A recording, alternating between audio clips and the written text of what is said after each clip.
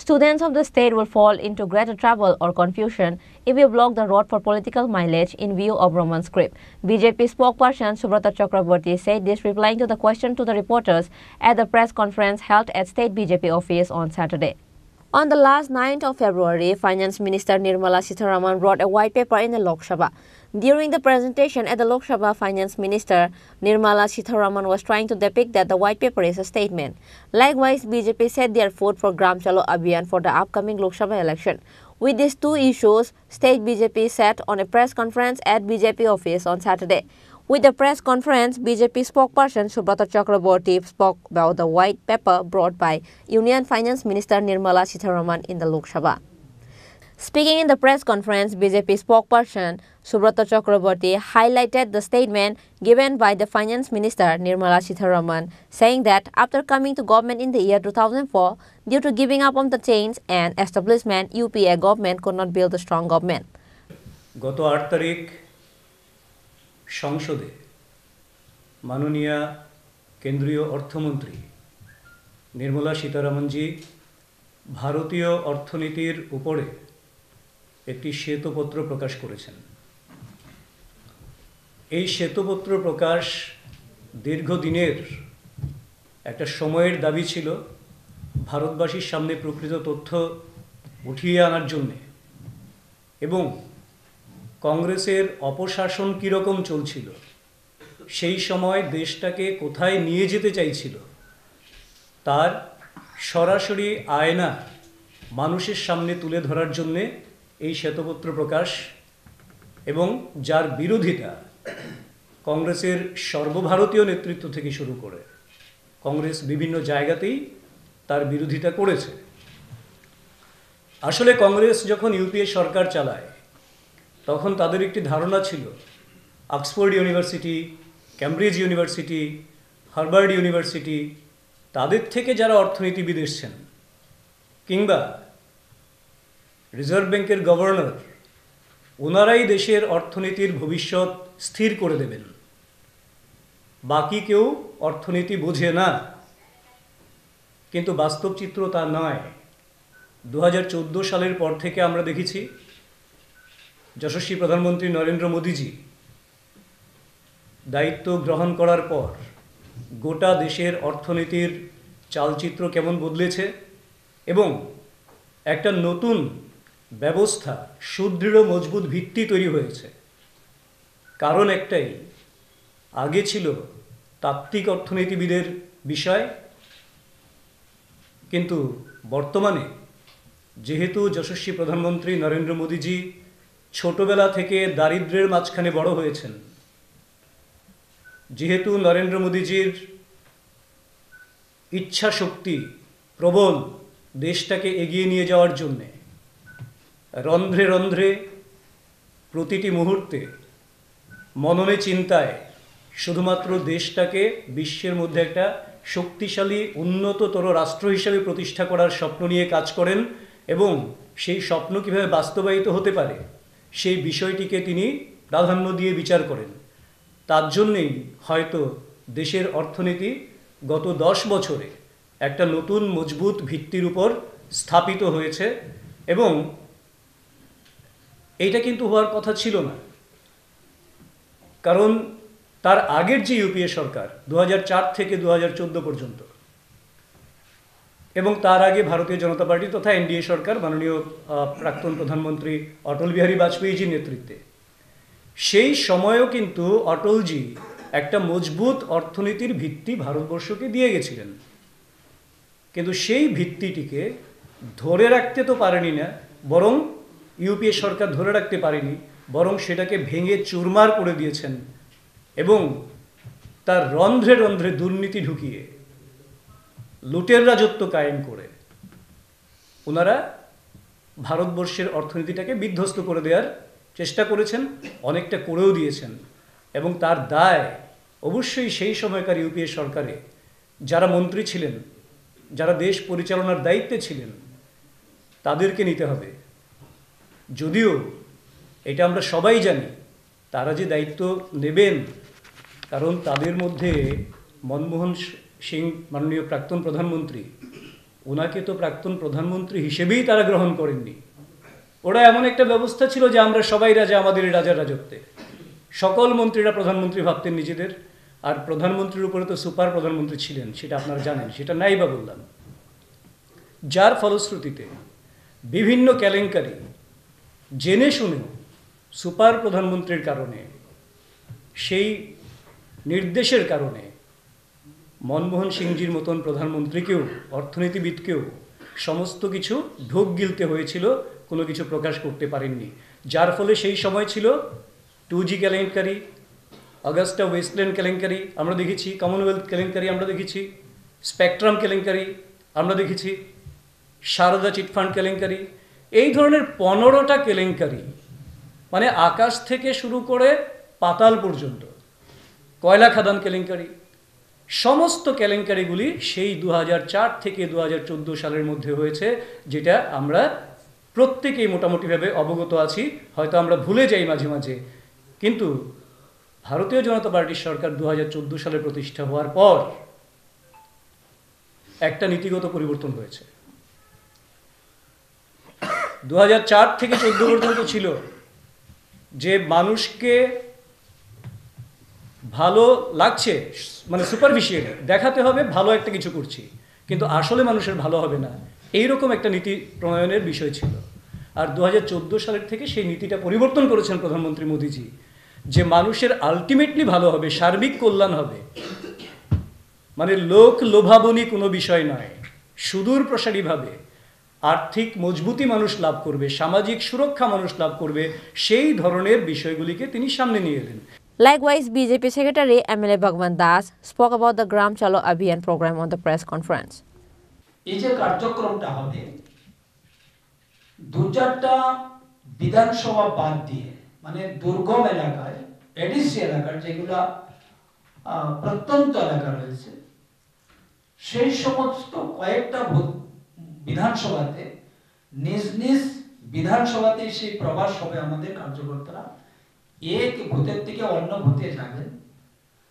বাকি বেশি সংখ্যক বিধানসভাতে সেটার অদল বদল হবে, এক বিধানসভার কার্যকর্তা অন্য একটি বিধানসভাতে যাবেন এবং সেখানে প্রবাস করবেন। তারও আমরা একটা রূপরেখা তৈরি করেছি। আমাদের এই প্রবাসকালে, এই অভিযানে আমরা একটা হ্যান্ডবিল তৈরি করেছি, এটা আমরা প্রত্যেকটা পরিবারে এই হ্যান্ডবিলটি আমরা পৌঁছে দিচ্ছি। এতে রয়েছে কেন্দ্র সরকারের মাননীয় প্রধানমন্ত্রী মোদিজি যে গত 10 বছরে এই রাজ্যের গরিব অংশের মানুষের জন্য, এই রাজ্যের কৃষক, এই রাজ্যের যারা ব্যবসায়ী রয়েছেন, সকল স্তরের মানুষের কল্যাণের জন্য যে সুবিধাগুলি দিয়েছেন, সেই সুবিধাগুলি সেখানে রয়েছে, 2 পৃষ্ঠায় রয়েছে, সেটা আমরা এটা তুলে দিচ্ছি সবার হাতে। আমাদের বিশ্বাস এই গ্রাম চলো অভিযানে আগামী দিনে সারা দেশের সঙ্গে আমাদের ত্রিপুরা রাজ্য যে একটা জনজোয়ার, ভারতীয় জনতা পার্টির একটা নতুন যে জোয়ার ত্রিপুরা রাজ্যে শুরু হবে, এখানে কোনো সন্দেহ নেই। এবং আমায় এই গত 2-3 দিনে যেটা আমরা লক্ষ্য করেছি, যে রাজ্যের মানুষ, জাতি জনজাতি উভয় অংশের মানুষ ভারতীয় জনতা পার্টির উপর সন্তুষ্ট রয়েছেন এবং আগামী দিনে বিশেষ করে লোকসভা নির্বাচনে এই রাজ্যের প্রত্যেকটা শ্রেণীর মানুষ যে মোদিজিকে তৃতীয়বারের জন্য প্রধানমন্ত্রী করার জন্য ত্রিপুরা রাজ্যের 2টি আসন বিপুল ভোটে এখান থেকে জয়যুক্ত করে মোদিজির হাতে সমর্পণ করবে। গ্রামের কৃষক যারা, ওনাদের সেই বক্তব্য, যারা শ্রমজীবী অংশের মানুষ ওনারও সেটাই বলছেন, যারা বিদ্যার্থী তাদেরও সেই বক্তব্য রয়েছে, যারা এই রাজ্যের বুদ্ধিজীবী মহল ওনাদেরও সেই বক্তব্য রয়েছে। তো আমরা এই কাজ খুব দ্রুততার সঙ্গে এবং খুব দ্রুত গতিতে আমাদের রাজ্যে এটা চলছে। তো এই গ্রামাঞ্চল অভিযানে আমাদের যারা যারা বিশেষ মুখ্য কার্যকর্তা বা এই গ্রামাঞ্চল অভিযানে অংশগ্রহণ করেছেন, আমি বলেছি রাজ্যের মাননীয় মুখ্যমন্ত্রী প্রফেসর ডক্টর মানিক শাহ উনি রয়েছেন রাজ্যের মাননীয় সভাপতি, রয়েছেন রাজ্যের আমাদের সকল সহসভাপতিগণ। আমি নিজেও গত 7 তারিখে ঊনকোটি জেলার কৈলাসহর বিধানসভা কেন্দ্রের 1 নম্বর বুথে আমি প্রবাস করে এসেছি। আমাদের এই গাঁওচল অভিযানে রয়েছেন আমাদের সমস্ত মন্ত্রী, বিধায়ক, বিধায়িকা, আমাদের রাজ্যের আরো অন্যান্য নেতৃত্বগণ সবাই তাতে অংশগ্রহণ করেছেন। এমনকি আমাদের কেন্দ্রীয় সভাপতি, সর্বভারতীয় সভাপতি মাননীয় নাড্ডাজি, উনিও গত 4 তারিখে গ্রামাঞ্চল অভিযানে উনি অংশগ্রহণ করেছেন এবং উনিও প্রবাস করেছেন। কেন্দ্র স্তর থেকে রাজ্য স্তরের সমস্ত পদাধিকারী, সমস্ত জনপ্রতিনিধি এই গ্রামাঞ্চল অভিযানে অংশগ্রহণ করছেন। আজকে এই বিষয়টির জন্য আমাদের সাংবাদিক সম্মেলন এবং আপনাদেরকে আমরা আমন্ত্রণ জানিয়েছি। ধন্যবাদ সবাইকে। Same as on this day's press conference, BJP spokesperson Subrata Chakraborty also spoke about the strike of 12 February, replying to the question of the reporters, saying that the students of the state will fall into greater trouble or confusion if you block the road for political mileage in view of the Roman script. দেখুন, আমরা একটা কথাই বলি, যে বিষয়টাকে নিয়ে এরা অবরোধ করার কথা বলছেন সেই বিষয়টা অলরেডি সলভ। অনেকটাই বোধহয় তার ক্লিয়ার স্টেটমেন্ট কিছু চলে এসছে, যদিও বাকি কনফিউশন থাকতে পারে যারা রাজনীতির ইন্ধন খুঁজছেন। কিন্তু ভারতীয় জনতা পার্টি বিশ্বাস করে না যে এইটা শুধু পরীক্ষার আগ মুহূর্তে এখানে একটা অন্যরকম বাতাবরণ তৈরি করে ছাত্রদের জীবন নিয়ে ছিনিমিনি খেলার আবহ তৈরি করতে সহায়ক হতে পারে। কারণ বাকি যে স্ক্রিপ্টের বিষয়, সেই বিষয়টা সরকারের পলিসির বিষয়, এটা নিয়ে চর্চা হতে পারে এবং সেই চর্চা চলছে। তো শুধু একটা কথাই বলবো যে যাতে করে এমন কোনো পদক্ষেপ কারোর পক্ষেই নেওয়া উচিত নয় যাতে করে আমাদের পরবর্তী প্রজন্ম, ছাত্রছাত্রী যারা আছে তারা আরো বিভ্রান্ত হয়, তাদের ভবিষ্যৎ বিপদগ্রস্ত হয়, সেটা না করার জন্য আমরা এই মুহূর্তে সবার কাছে অনুরোধ করছি। Was both language, both speeds were allowed. The president of the board said, first he said only Bengali, then he said both will be allowed. Now he is again coming back to Bengali. So that is creating more a confusion. আমি তার জন্যই বলছি যে এটা আলোচনা চলছে, এখনো complete কোনো ডিসিশন নয়। That may be solved. May be solved. Why it's so late? Because already the exams are knocking at the door. It could have been resolved much earlier. See one thing, when it's a matter of policy taking by the government, okay, and government cannot take any policy instantly because there are a lot of pros and cons to be taken into consideration before taking any decision. Because it is not that all of them are agreed to have Roman script. They are also divided within themselves. A group want Roman script and another group want Bengali script. So until and unless there is a consensus, so how government can take any policy? No, my question is not about the policy. My question is when there is an existing system in which everything was running peacefully, why to disturb that? My question is that. Exactly, that question should be thrown to those who are creating these problems, because from past decades when Kalparok is introduced, from the very beginning Bengali script was allowed and they are sitting in exam with Bengali script. So all of a sudden what happened to them? I have some doubt how many Kamboro teachers are there who know Roman script? The Roman script is just simple English. So why there was, because in Tripura, right from the nursery, I believe ABCD and along with OI is taught. So there may not be a particular way in which it is written. It was a misspelled. That is a different issue. But I'm saying why to disturb the existing. One thing is there. As you are interpreting Roman script is only in English, so it can be said like English script. Exactly. Not that. I think matter is not like that. They have some own design of Roman script.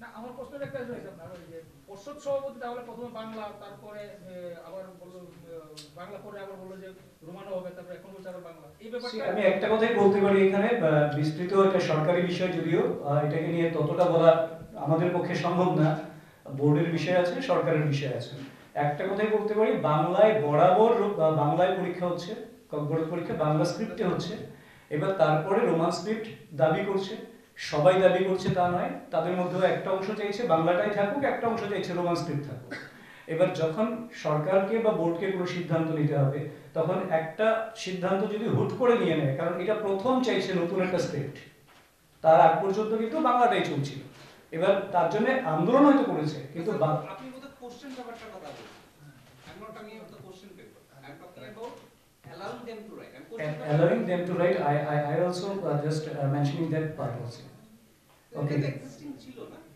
Roman script okay whatever আমি একটা কথাই বলছি যে Roman script হবে না Bangla script হবে Roman স্ক্রিপ্টে যদি existing থেকে থাকে তাহলে তো কোনো বিতর্ক নেই আমি সেটাই বলছি আমি ওটা বলছি গভর্নমেন্ট তো না আমি আপনাকে বলি প্লিজ শেয়ার উইথ মি যদি রোমান স্ক্রিপ্ট অ্যালাউড থাকে ত্রিপুরা বোর্ডে তাহলে তো অ্যালাউড যা আছে নতুন করে প্রতিবন্ধকতা তো কিছু তৈরি করেনি না এবার তো এটাই হয়েছে যে only Bengali will be allowed সেখানেই তো কনফিউশনটা তৈরি হয়েছে sir I have very little knowledge about that.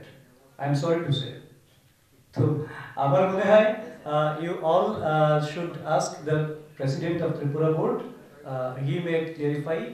কারণ কোশ্চেন করা একটা বিষয়, আনসার লেখা একটা বিষয়, আনসার স্ক্রিপ্ট ইভ্যালুয়েশন একটা বিষয়।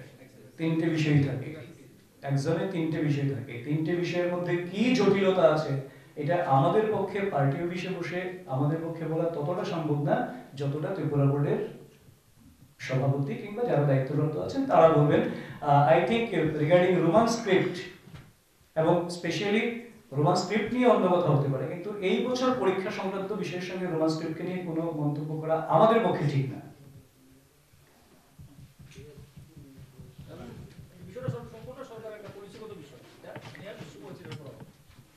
অবভিয়াসলি ত্রিপুরা বোর্ডের এত বছর ধরে কিভাবে চলছিল সেখানে নতুন কি বিষয় এসেছে সেই বিষয়টা ওনারা দেখবেন সরকার সেখানে একটা সিদ্ধান্ত নেবেন ত্রিপুরা বোর্ড একটা স্বায়ত্তশাসিত সংস্থা স্বশাসিত তো ওনাদের বেটার ওনারা আনসার করতে পারবেন এটা Meanwhile, replying to the media in view of the Roman script in the press conference, BJP spokesperson Subrata Chakraborty has called his own trouble. Later, trying to avoid the problems, BJP spokesperson Subrata Chakraborty tried to fix his statement by saying that this is the problems of the state government and it should be solved by the government. Reported by Amit from Agartala, Chini Khorang.